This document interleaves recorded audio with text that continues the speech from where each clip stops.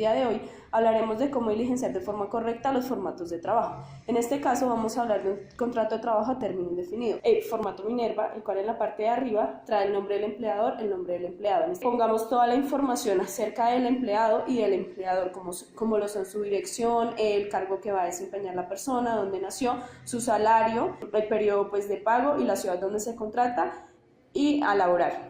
En este caso, este contrato trae unas cláusulas, que la primera de ellas es el objeto del contrato, la segunda es la remuneración que se va a tener por ello, la tercera es la duración del contrato, en este caso pues no tiene fecha de terminación, la cuarta es el trabajo nocturno, suplementario, dominical o festivo, la quinta la jornada de trabajo, la sexta el periodo de prueba, la séptima la terminación unilateral y la octava propiedad intelectual. La novena, modificación de las condiciones laborales.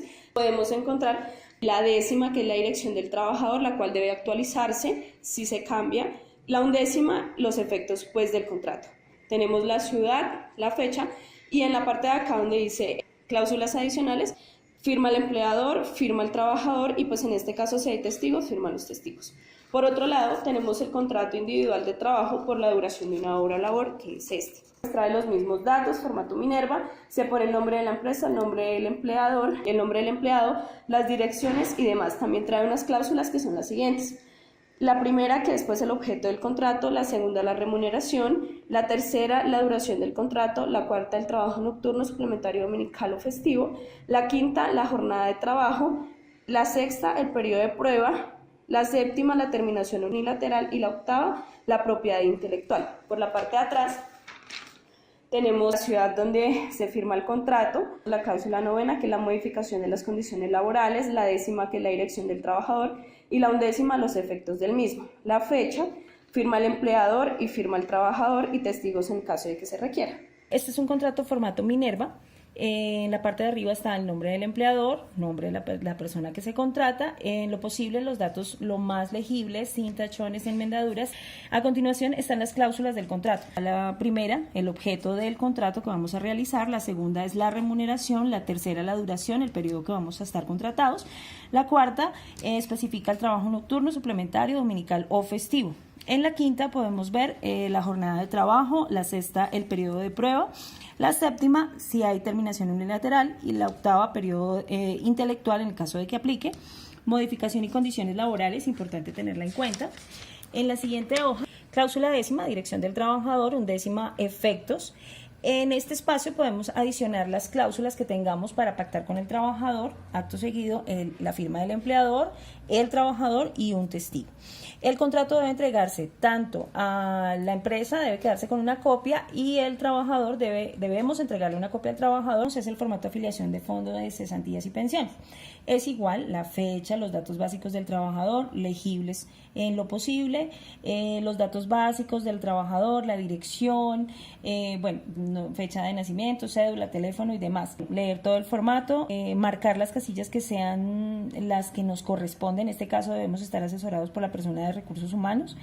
La empresa que tenemos es una empresa de bordados con su actividad económica, su dirección y todos los datos lo más posible. La firma, importante, la firma del empleador, la firma del trabajador y en este caso la huella. Adicional, hay que tener muy presente que esta es la información fiscal que nos pide el documento. Tener muy presente de dónde vienen nuestros ingresos, si tenemos que declarar o no. Esta es la información del rango en el cual nos encontramos y cómo debemos diligenciarlo y los valores que nos corresponden. El siguiente formulario que vamos a diligenciar es el formulario de afiliación a salud. En este formulario nos exigen la fecha de radicación, el tipo de trámite, entonces tenemos que mirar si es afiliación o si es reporte de novedades.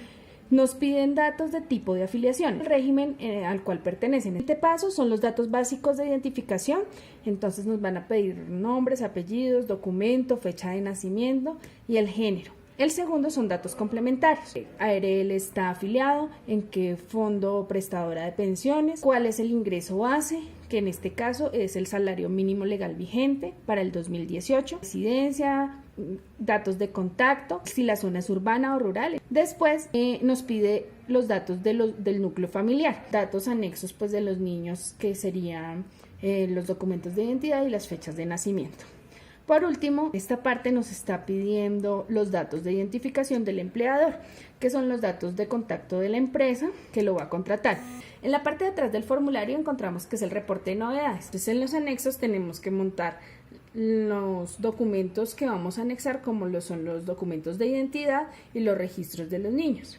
Adicional a eso, después de ya haber verificado que todas las casillas del formulario estén diligenciadas, por último tenemos que realizar las firmas.